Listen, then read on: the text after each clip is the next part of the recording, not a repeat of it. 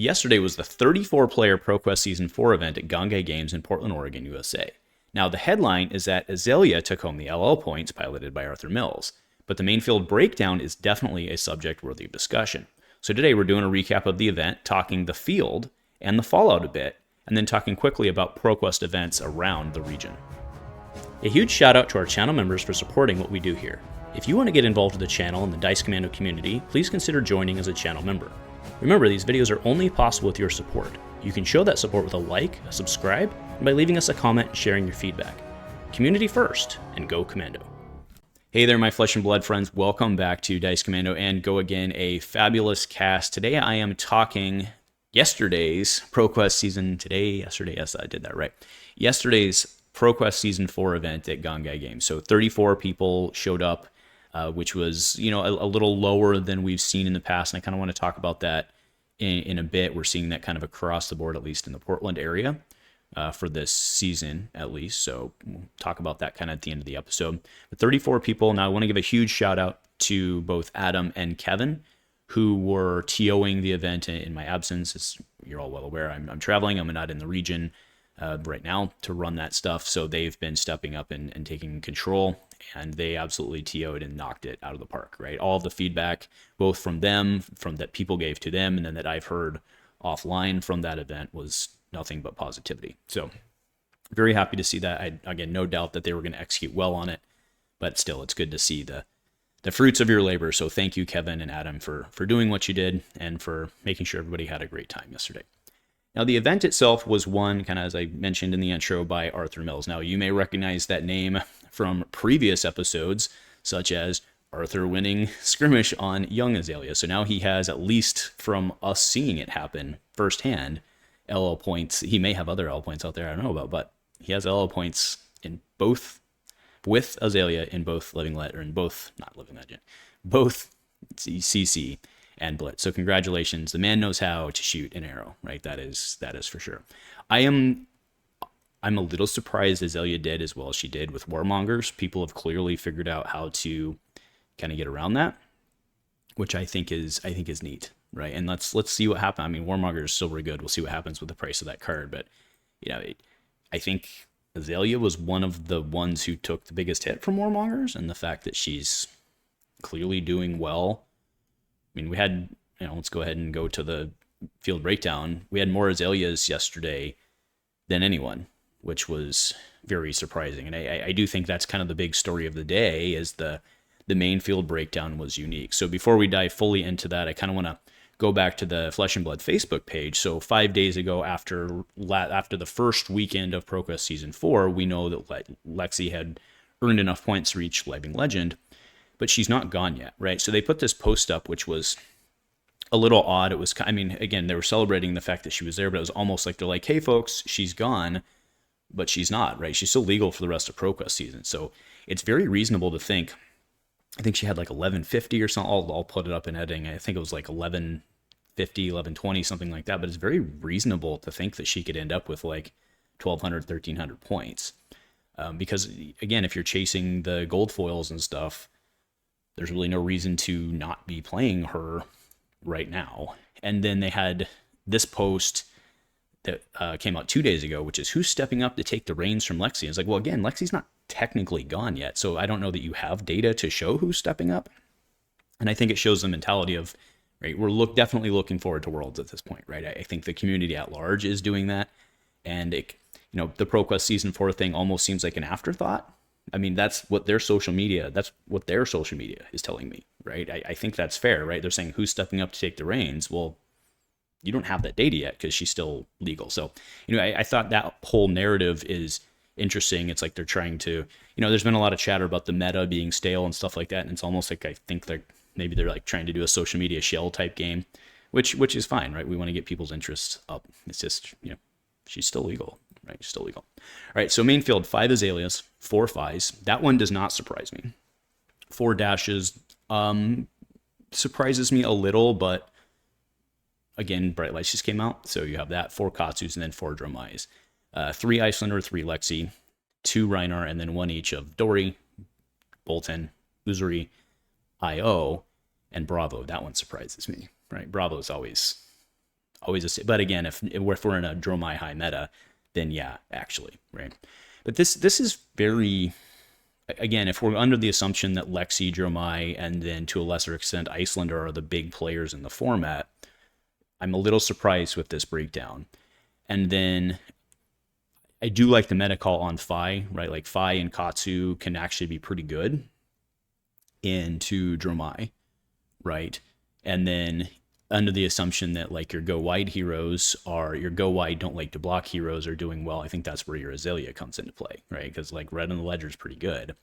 But kind of the one thing that did surprise me on this was that if the Portland, the assumption here being, right, on those four that I talked about, right, if the assumption being that we're in a Dromai heavy meta now, so you're moving towards Fi and Katsu, we should have seen Dorinthea go up too, because Dorinthea plays pretty well into Dromai, getting those counters on and making life really hard for her, being able to pop dragons for basically, not basically, but very little cost to you.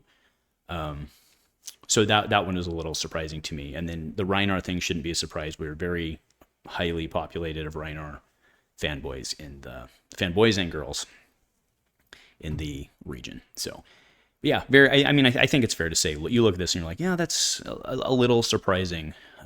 And again, I think it speaks back to, that's why I opened with the Flesh and Blood Facebook page thing.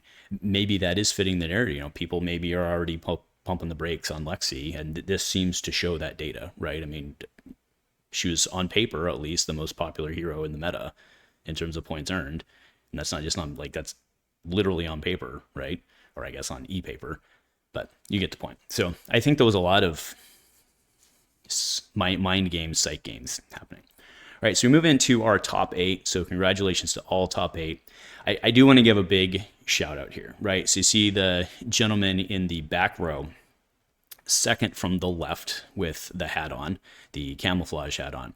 That is Scott, and he's been repping Azalea since I've known who Scott was. And it was really great to see him punch his way into the top 8 with Azalea. This is kind of, again, you have someone like that who's been super loyal on Azalea for as long as I've known him, being able to actually pop in and like have this be his time to shine. And I think that speaks a lot. I mean, that's kind of like the story of Flesh and Blood, right? Is we know that play and loyalty and reps are rewarded in many cases, and I think this is one of those showing. So, right, even though he did get knocked out in the top 8, again, I want to give him a huge congratulations and pat on the back for getting where he did, right? So that was pretty awesome. And again, I'm not trying to take away from anybody else here, to be very clear. It's just that was kind of a story that I really enjoyed seeing yesterday. Right, so the top 8 going down, we had Kyle James on Lexi, Zach Benton with Dash. Zach took that one down, bumping out Kyle, who was top after Swiss. Scott went down to Adam Hamilton Sutherland. Katsu took down Azalea, and then went into the next to take down Zach Benton. Arthur Mills, obviously we know the story there. He was up against Josh Lind. And then Eric Norris on Fi was able to pull one out against Rhinar, which actually I kind of wish those are generally fun type games, right? To see how those go. And shout out to Sean, right? Sean's a relatively young player, and he's always, sometimes with the young players, they can be young, right? And Sean seems to kind of really have his stuff together. So he's been someone who I've enjoyed interacting with at our armory levels and stuff as well. So it's nice to see him up there kind of, proving that the young kids don't all have to be immature, right? He did a really good job there. Okay. So then Arthur Mills and Eric Norris. Arthur Mills obviously took that one down going all the way through. And then I would have to say this is not an uncommon event. And again, they have every right to do it, but Adam and Arthur kind of struck a deal and we didn't end up playing the final. So far, every large event we've had at Gongaii, that ends up being what happens. It's the end of a long day. And again, they have the right to do that, but it is kind of a bummer because you'd really like to see the high level play. But again, that's just part of the deal. So Arthur ended up walking away with the W, and Adam walked away with the cold foil, which you can see here. The cold foil was Silken Form, which is a hell of a pull in a meta. I mean, again, those illusionists like their toys.